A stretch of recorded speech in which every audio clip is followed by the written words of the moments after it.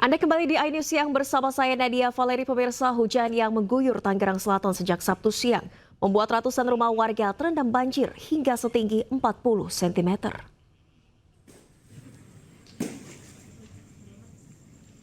Peristiwa ini juga membuat sejumlah kendaraan roda 2 mogok karena nekat menerobos banjir. Diketahui buruknya sistem drainase menjadi salah satu penyebab perumahan Bukit Pamulang Indah menjadi langganan banjir.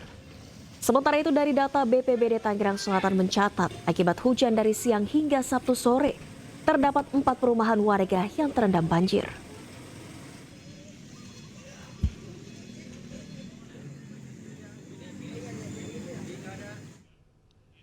Sementara itu pemirsa, diguyur hujan selama 2 jam, Jalan Raya Serang kilometer 10 di Kecamatan Curug Kabupaten Tangerang, Banten terendam banjir. Selain membuat motor mogok, banjir yang diakibatkan buruknya sistem drainase juga sempat membuat arus lalu lintas macet hingga 2 km.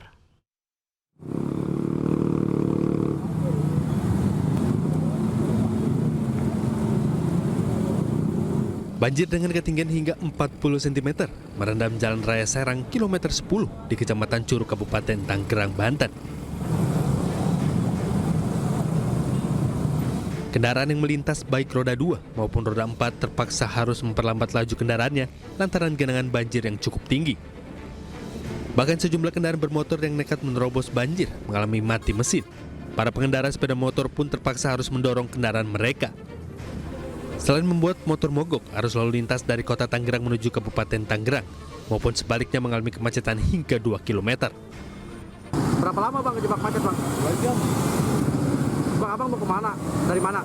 Dari Tangerang ke Kuningan. Bang, merasa terganggu nggak bang perjalanan bang? Ganggu banget ini soalnya nggak ada penumpukan air di sini ya, buangan air lah gitu ibaratnya mah. Iya sering banjir kalau cuacanya hujannya gede dia banjirnya ini betis orang dewasa. Ya. Berarti tadi kejebak macet juga bang? Kami jebak macet dari ujung sono, Citra. Ada berapa kilo bang kira-kira bang? Berapa ya? Kurang tahu berapa, nggak tahu dah. Pokoknya macet banget parah. Menurut keterangan warga, banjir di Jalan Nasional penghubung kota Tangerang dengan Kabupaten Tangerang ini memang kerap banjir saat memasuki musim hujan. Hal itu juga diperparah dengan buruknya sistem drainase.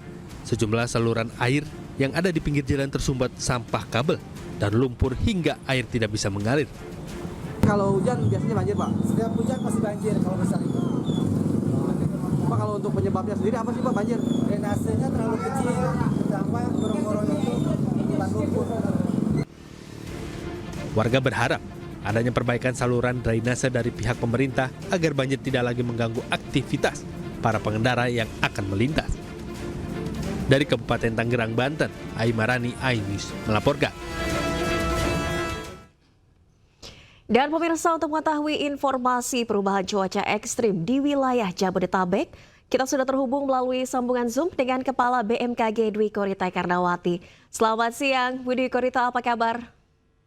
Selamat siang Mbak Valeri, alhamdulillah baik kabarnya. Baik, alhamdulillah.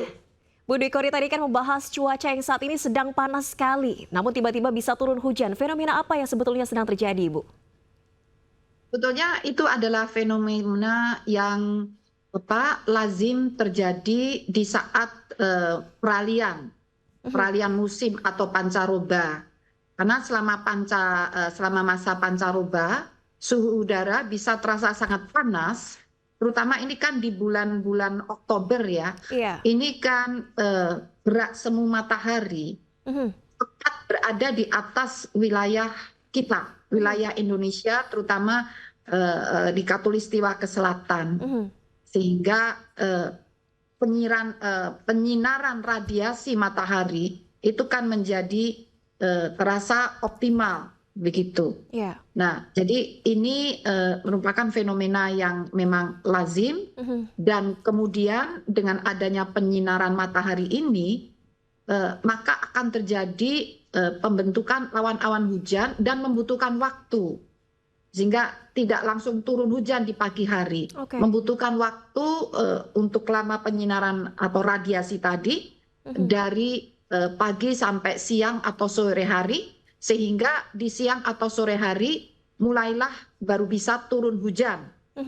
Bisa ringan hingga lebat, namun biasanya dalam durasi singkat. Demikian. Oke, ini fenomena Jadi yang sore atau lazim malam hari. terjadi di musim peralihan, artinya sesaat lagi akan memasuki musim penghujan, Bu Dwi Korita. Betul sekali. Betul. Jadi menurut prediksi BMKG, musim hujan di wilayah Jabodetabek ini dimulai secara bertahap. Dimulai dari 10 hari ketiga di bulan Oktober, Oke. jadi atau dasarian ketiga di bulan Oktober hingga 10 hari kedua di bulan November. Artinya tidak serempak gitu ya. Jadi bertahap, berangsur-angsur. Demikian. Lalu memasuki musim hujan di mana terutama dipengaruhi oleh angin yang bertiup dari arah siang, dari utara.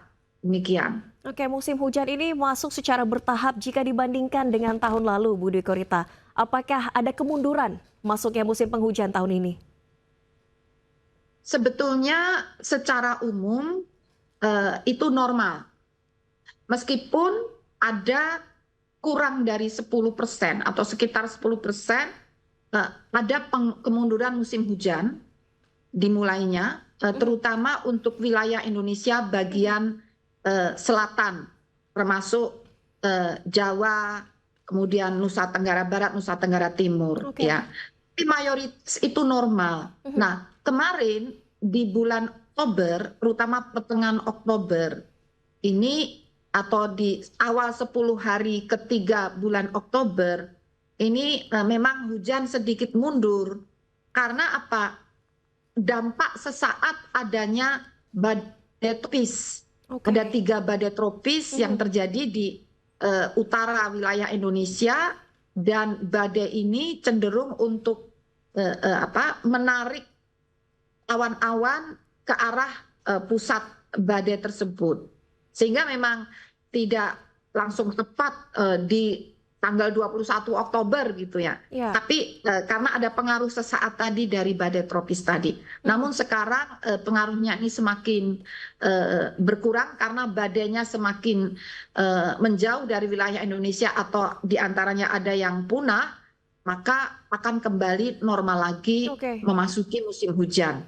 Demikian. Baik, Bu Dwi Korita, dari BMKG sendiri apa himbauan kepada masyarakat menghadapi cuaca ekstrim di masa peralihan ini? Terutama seperti tadi yang disampaikan dalam tayangan sebelumnya, drainase.